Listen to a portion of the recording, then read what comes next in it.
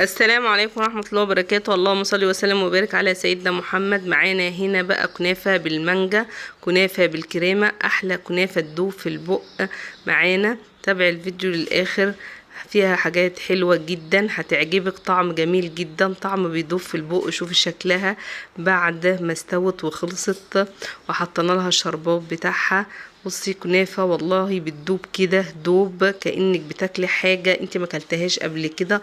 طعم الكريمة مع المانجا مع السمنة الفلاحي بقى اللي معمول بها الكنافة مدية طعم رهيب جدا، طعم يوديكي في حتة تانية. يلا نصلي ونصلي على النبي عليه الصلاة والسلام ونبدأ الفيديو بتاعنا ونشوف عملنا الكنافة الجميلة دي ازاي.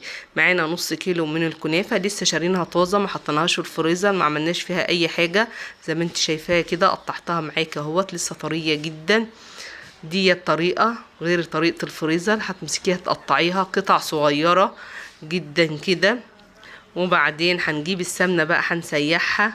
انا بصراحة ما بحط السمنة صافي، بحط سمنة على زيت ابيض، زيت ذرة، بيخلي طعم الكنافة حلوة قوي. وطبعا السمنة غالية والكنافة بتحتاج لسمنة كتير عشان تطلع معاكي حلوة، فاحنا بنخلط ما بين الاتنين عشان نوفر ونعمل حاجة حلوة وحاجة نظيفة في البيت، وبألف هنا وشفا لكل اللي يعمل حاجة بإيديه، وربنا يحسن ما بين ايديكم. دي شكل الكنافه بتاعتنا بعد ما قطعناها وحطينا عليها السمنه الدافيه. هنا بقى هنضغط على الكنافه بهرسه البطاطس كده علشان تتماسك وما تتفرولش بعد ما نطلعها من الفرن ولا تتكسرش معانا. هتضغطي عليها بقى جامد كده بهرسة البطاطس ضغطة حلوة لما تخليها متساوية جدا ومتماسكة في الصينية. وبعد كده هنسويها، طبعا ما عملناش اي حاجة فيها ولا حطينا مكسرات ولا حطينا اي حاجة. دي كنافة سادة بالكريمة والكريمة والمانجا، احلى كنافة تاكليها. كنافة المانجا بالكريمه. دي شكل الكنافه بتاعتنا بعد ما طلعناها من الفرن. هنحط لها الشربات بتاعنا، طبعا عارفين 1.5 كوباية من السكر، عليهم 2 كوباية من الميه، عصره ليمون، كيس من الفانيليا، بتسيبوهم يستووا لحد ما يتماسكوا. طبعا شربات الكنافه بيبقى متماسك مش زي شربات البسبوسه. دي شكلها هنسيبها بقى تبرد خالص، وبعد كده هنعمل لها الكريمه، لان لو حطيت الكريمه وهي سخنه طبعا هتسيح منك، فبنسيب الكنافه تبرد تماما وبعد كده بنعمل الكريمه بتاعتنا. وجبنا المانجا قطعناها شرايح، ممكن تقطعها مكعبات، ممكن تقطعها شرايح، تزوقيها زي ما انت عايزه حسب ذوقك، وربنا يحسن ما بين ايديكم.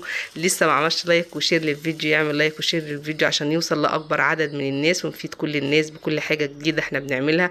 وما تنسوش تعليقاتكم الحلوه الجميله اللي بتقوينا وبتدعمنا، واللي اول مره بيشوفنا يا ريت يشترك في القناه علشان ينورنا ويوصلوا كل حاجه جديده مننا. دي شكل الكريمه بعد ما حطيناها. هنحط بقى قطع المانجا عليها، وهنحط عليها جوز الهند عشان نعزز الطعم كمان ونخلي طعمها يبقى طعمها احلى كتير من بتاعه المحلات. حاجه نظيفه عاملاها بايدك غير مكلفه. ده طبعا موسم المانجا وكل الاماكن وكل البلاد عندها مانجا دلوقتي، متاح ان انت تجيبي مانجا من اي مكان وتعملي لولادك احلى حاجه في البيت. كنافه بالمانجا بالكريمه دي غاليه جدا في المحلات، لكن لو انت عملتها ببيتك نظافه شكل طعم احلى حاجه تعمليها، وربنا يحسن ما بين ايديكي. يلا اللي ما عملش لسه لايك للفيديو يعمل ويقوم يجيب كنافه ويعمل كنافه بطعم الجميل الرائع دوت.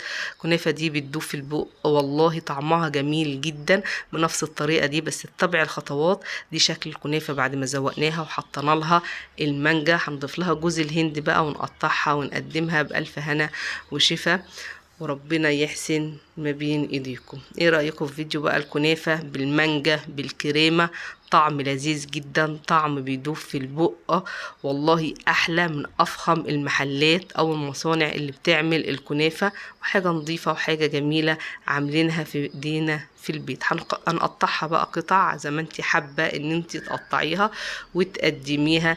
دي شكل الكنافة، بصي دايبة ازاي والله، دايبه دوب. بصي انا طلعت لك قطعه من الكنافه لوحدها هي من غير المانجا ومن غير اي حاجه، دايبه بصي طعم جميل، ريحه حلوه قوي مع السمنه الزبده. عايزه تعملوا كنافه وتاكلوا كنافه حلوه لازم تعمليها بالسمنه الزبده الفلاحي، يطلع معاكي احلى كنافه واحلى طعم طبعا بالكريمه بتاعتك اللي انت عاملاها، اللي انت عاملاها باللبن وبالقشطه طبعا ومعززه طعمها، يخلي طعم الكنافه بتاعتك في حته تانية خالص.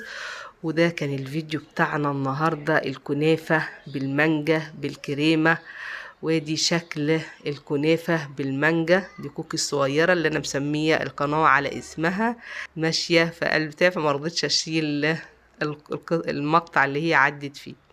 دي شكل الصينية بتاعتنا من جوه، شكل الكنافة عاملة ازاي، دايبة دوب. جربي الفيديو دوت، جربي الكنافة بتاعتنا بالمانجا بالكريمة وقولي لي ايه رأيك فيها، وما تنسوش تكتبوا لي في التعليقات عجبكم الفيديو دوت ولا لأ، بشكل الكنافة الجميلة دي اللي بتدوب في البق. واللي مش عاجبه اي حاجة برضو يكتب لنا في التعليق، كل حاجة انتوا حابين تقولوها قولوها، انا بقبل اي حاجة واي حاجة بتنقال. ده كان شكل الفيديو بتاعنا النهاردة، الكنافة من المانجا، والسلام عليكم ورحمة الله وبركاته.